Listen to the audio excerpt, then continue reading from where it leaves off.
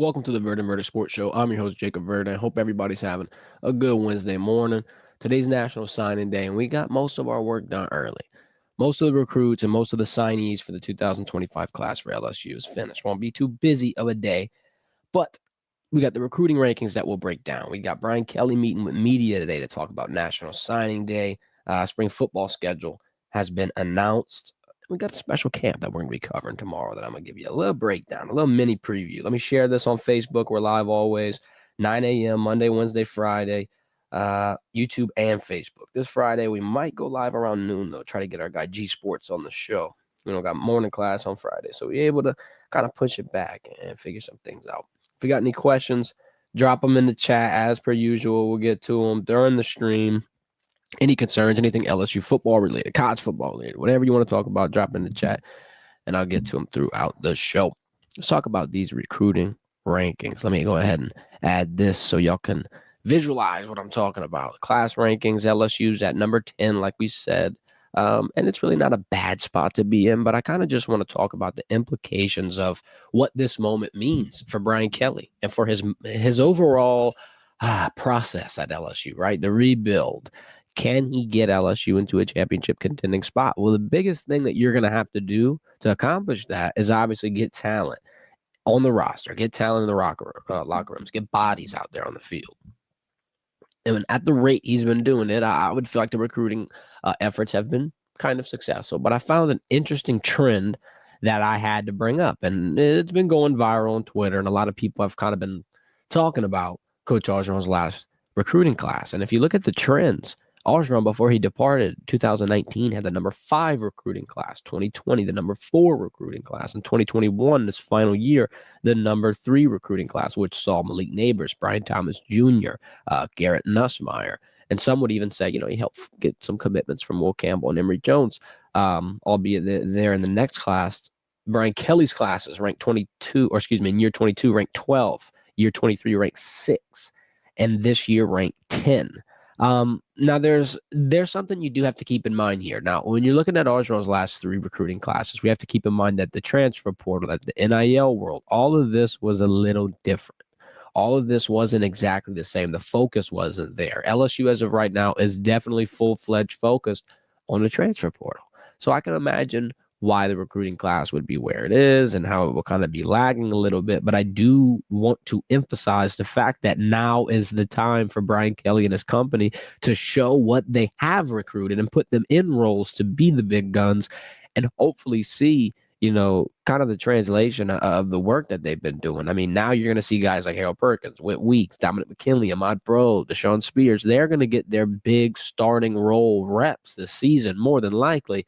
And then you're going to kind of through the next years get to see the talent that Brian Kelly really brought in. But my point being is just that final 2021 recruiting class that Kelly pretty much inherited, I think that has been kind of the bulk of the superstars that LSU has seen in recent memory. Now, we obviously have had transfer portal stars, guys like Jaden Daniels, but I just think that there is a moment here where LSU is going to have to really, really nail something home. Obviously, this was supposed to be the class with guys like Bryce Underwood, Decoria Moore, yada, yada, yada. You do still have DJ Pickett. You do still have Harlem Berry. You do still have pieces that you could really, really, really be proud of. JT Lindsay, yada, yada, yada. Solomon Thomas even.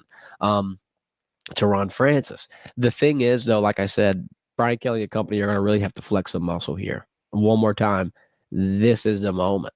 This is when you start to take that leap and kind of make your mark on LSU, because I feel like, everyone knew that Coach Orgeron was a great recruiter, and everybody knew that Coach Orgeron had great success. I mean, he was the top 5 recruiting class his final 3 seasons at LSU, and obviously a national championship helped and played a big role into it, but it's just interesting to see him floating around that number 10 spot again. In terms of what we're going to see today, like I kind of opened with the show, I feel like your top recruits, your early guys, they kind of got their decision made early, got their contract signed. Most of the names that we have signed, you already know when they're coming. Most of them are already here in pads and getting practice. So I think this will be a kind of a calm day, and you'll probably finish off around the number 10 spot. And if you drop a little lower, it won't be the end of the world. Might be some minor shifts, but it'll be all right. Let's talk about Brian Kelly. He's meeting with the media today around 12 p.m. So mark your calendars, stay booked. He's going to probably address a couple of things. Obviously, National Signing Day being one, and I would imagine the Greg Brooks situation being the other. It's gone viral. Everybody's talking about it, and it's heartbreaking. It's one of those stories that, never really got talked about in depth like it is now, and your heart goes out to not only Greg, but that entire Brooks family. I mean, it's a tragic situation, and I think there's definitely going to have to be some addressing of it by Coach Kelly. I mean, there's a lot of narratives. There's a lot of things going around, floating around, and whether it be true, I would say it'd be the time to apologize and make matters right. And then whether it be, potentially false, then obviously it'd be the time to say it. But I just think this moment here, with what was told, the not hearing from Brian Kelly, not hearing from the coaching staff, bad optics. Definitely is one of those moments that makes you feel like, that's not right. Something should definitely be changed. And I think today he'll be put on a pedestal in a sense where he's going to have to answer. He's going to have to be held accountable. And I think this is really why the press conference is kind of called at this time. Obviously, it's signing day, like we said, but I would 100% expect that to be addressed. I'd expect the Trez Green situation to even be asked. And that's a smaller situation. That's him playing basketball, him having a pretty decent start for not practicing for months and months and months. I feel like that could also be brought up as well. Then lastly, Kelly's going to react to the late transfers, the spring moves, what they're going to try to do for spring practice, which, by the way, it's around the corner. 15 practices. I believe the spring game will be April 12th. And if you're new to the channel and you don't know the type of coverage that we do, I'll break it down for you. We'll do some highlight videos from the practice. We'll get about 15 minutes each practice to, film some 7-on-7 periods, wide receiver drills, maybe some one-on-ones if you're lucky. Then we'll post a highlight video. We'll go live as well in addition to the video that'll be posted pre-recorded. We'll break down some notes, just kind of, show you what we saw on it. And then we'll break down some of those clips on socials as well. 15 practices, like we said. Spring game on April 12th. Let me go ahead and pull up when those practices start for you. So March 8th will be the first one. We're about a month away, 30 days. There'll be one on March 8th, 11th, 12th, 14th, and 15th. So that first week, you're going to see 5 different highlight videos. The next week, you'll see 3. Week after, you'll see 3. And then on April 7th, you'll see 4 starting that week. The last one on the 12th will be the actual spring game. Now, for a preview as to what you're going to expect from this type of content, from the spring ball, what we're going to be looking at, I feel like the first things first. It's the DB rotation. I'm most interested in that. There's obviously some other things that are going to catch my mind. Wide receiver rotation. Maybe even how the offensive line is playing. If DJ Chester's still going to be at that center spot, who lines up in absence of a potential Harold Perkins and Weeks during spring ball at that Mike and that Sam spot or the star spot. What are we going to be able to see in that linebacker depth?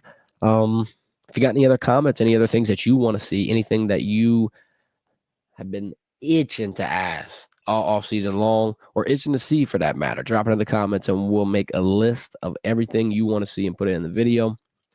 Should be interesting. I feel like LSU is getting into that point where they got just about enough to get them over that hump. You got plateaus every now and then, whether it be sports, athletics, life, just anything in general. Sometimes you get to a point where you just feel stagnant. You just feel like you can't get past the roadblock that's currently in your way. And LSU's roadblock has been a variety of things. Small mistakes that don't allow them to win a game they should have easily won. Depth issues, yada, yada, yada. LSU is in a point right now where this spring period could show them as one of the toughest in the SEC. And it'll be interesting, but I feel like the transfer portal number 1 class or number 3 class, however you're going to rank it at the end of it, that's not even the biggest catalyst for why I'm feeling that way. It's a part of it. It's huge. Makes it a little easier to feel this way. But the returning production is really the all-be-all. The Garrett Nussmeier aspect of it, the defensive staff aspect of it. There's a lot of consistency that really we haven't seen at LSU. I mean, sure, yeah, through your first 2 seasons, but excuse me, you're still losing talent. You still lost some defensive talent. You still lost some big talent, whether it be guys like Kayshon Boutte after that first year or a lot of your DBs that you had portaled in. And that second year, I mean, yeah, you had talent and you were able to take it potentially. Last year was your growing pain phase, and I think the 4th year, if anything, should potentially be the most successful year. It's always, Hindsight's 2020. You never know in the end. But I think you could be sitting in a good spot. Got our guy Bo in the chat. Good morning, Bo. He's talking about a lot of players sleeping on. Gonna have a big year. Talking about Uncle. Mentioned seeing the player at an outside facility. Since West not doing spring and perk, they move West and Keys from Mike to Will and rotate between the two. Yeah, I'd imagine they would. And it's tough because there's a couple of other names that could have got thrown into this spot, right? And obviously the portal had taken a couple of them, Zay Atkins being one. Yeah, I think that's probably the two you're going to see. I think there's a very good chance, like me and G have been talking about, that you portal somebody in, get the depth, get the experience, let's add it together. The more names the merrier, especially at this position. Then he's asking, do Spears or Toviano get the main reps at the other safety? My name is going to be Spears only because of the amount of reps that I've seen him get thrown into last season. I think TaMarcus Cooley is going to be your lock at strong safety. Could be wrong. You could even put one of these guys at that spot and then even have a guy like Mansour Delane at free safety. You got all kind of concoctions, and that's why it's my number one priority list to go ahead and look at the start of practice. Toviano's going to be an interesting X factor, right? You're going to have to see how they use him, how he adapts to being safety, because as of right now, I think he'd be a little bit lower on that depth chart.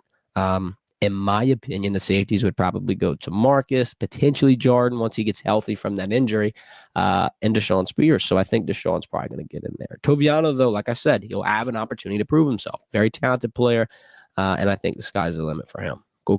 Good morning, brother. See ya, B-Tim. New cards. Let's talk about this camp. They had a big camp get announced last night, and I got to give y'all some coverage from it. I mean, we got LSU Superstars back for the Super Bowl. It's in New Orleans, in their hometown on February 6th at Tad Gormley. You could do a meet and greet with Jamar Chase, Malik Neighbors, and I believe even Lawrence Taylor's going to be there. Shout out LT. Hope he don't meet me in the gap and knock my lights out.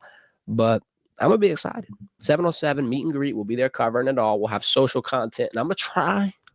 Don't hold me to it, but I'm going to try to do a long-form recap. I don't know if I'm not going to call it a vlog because I ain't vlogging, bro. Y'all don't want to see me. Y'all want to see that event. So I'm going to do a recap event or a recap video from this event, and then we should have maybe an opportunity to ask some questions. I mean, it is not guaranteed, but once again, like we were saying for the practice things, if you wanted to see anything in practice, comment. Same thing for this. If you want to ask any questions to Malik or Jamar, drop them in the comment section. We will potentially have an opportunity to ask them, but we will have content tomorrow at about 2:30 to 3 o'clock from the event all night long.